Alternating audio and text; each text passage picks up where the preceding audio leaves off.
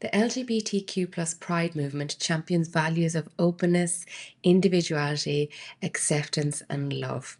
Could there be any better values to apply to your dating? I'm Eimear, your straight talking dating coach at Kindling Dating. And as we approach the end of Pride Month, celebrating with Pride marches in many of our cities, I've been thinking about how you can bring the joyful celebration of love is love into your dating. Leaning into the spirit of pride can bring the focus back to what is important in dating rather than focusing on the dating apps, the stories of bad behaviours, the fear of rejection and hurt. So, how do we do it? One, embrace openness. Being transparent about who you are and being open to understanding others. In dating, this means being honest about your intentions, your desires, and your boundaries. Often we try to appeal to everyone, and so we're never really showing our true selves for fear that we may not be accepted. We may fear being open about our expectations in a relationship in case it might scare somebody off. But having the confidence to communicate openly is how we build relationships. Number two is celebrating individuality. It's about recognizing and honoring the unique aspects of oneself and others. In dating, this principle encourages us to appreciate the distinct qualities that each person brings to a relationship. Rather than seeking somebody who fits a preconceived mold, we should embrace differences and view them as opportunities for growth and for learning. Celebrating individuality means letting go of the rigid expectations. Often dating advice focuses on finding somebody who matches a specific list of criteria. And in heterosexual dating, there are many broad sweeping generalizations. And often we exist in these echo chambers that reconfirm those beliefs. However, the Pride movement teaches us that true connection comes from valuing a person's unique journey and experiences. By focusing on what makes somebody unique rather than how they fit into a checklist or an expected behavior, we open ourselves to deeper, more genuine connections and relationships. So approach dates with open curiosity, simply wanting to see who the other person is rather than if they fit the ideal in your head. Then we can enjoy the meeting as an opportunity to see the world from somebody else's perspective. If they don't align with your worldview, then that's fine. They're not the person for you. But at least you may have broadened your mind. Number three, practicing acceptance. Acceptance is a fundamental value of the LGBTQ plus Pride movement. It's about recognizing and respecting the inherent worth of every individual, regardless of their identity. In dating, acceptance means appreciating people for who they are without trying to change them. It involves understanding that everyone has their own story, shaped by their own experiences and perspectives. Acceptance in dating also requires us to confront and challenge our own biases. It's easy to fall into patterns of judgment based on superficial attributes or societal stereotypes. But by practicing acceptance, we can move beyond these limitations and see people for their true selves.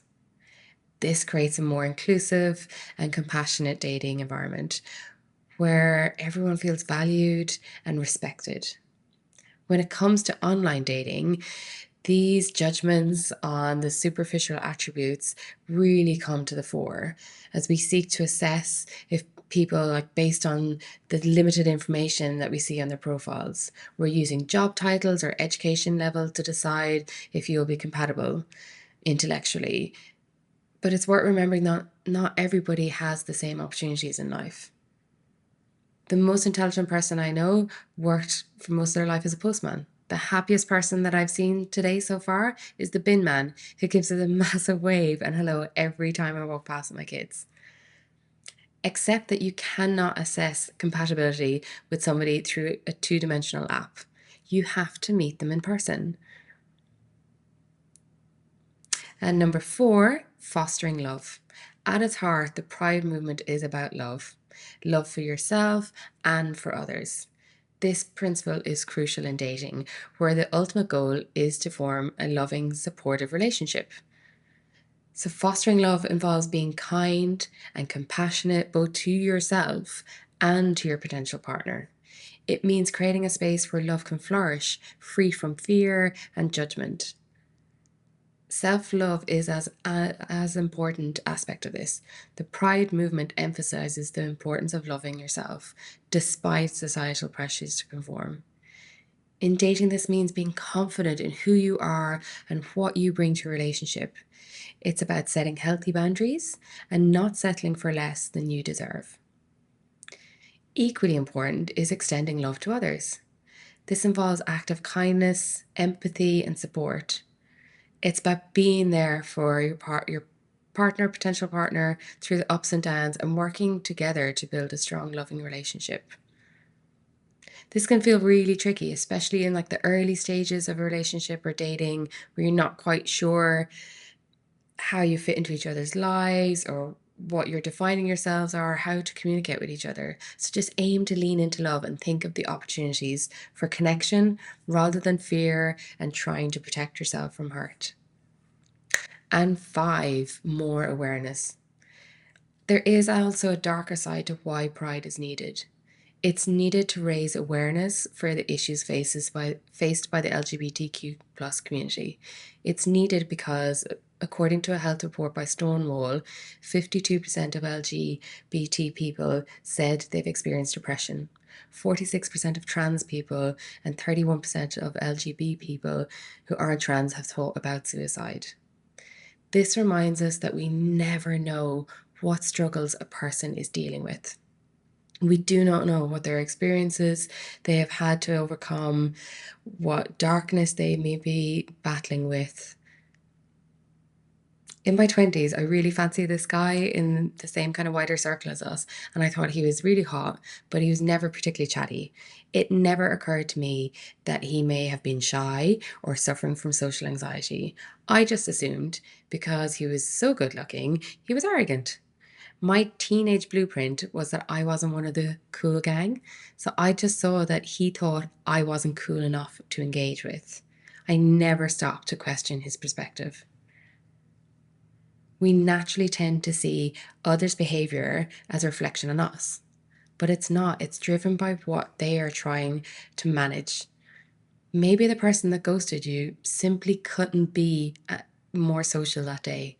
Maybe the person that felt cold and disengaged has overcome some trauma and is afraid of letting somebody in again in case they get hurt.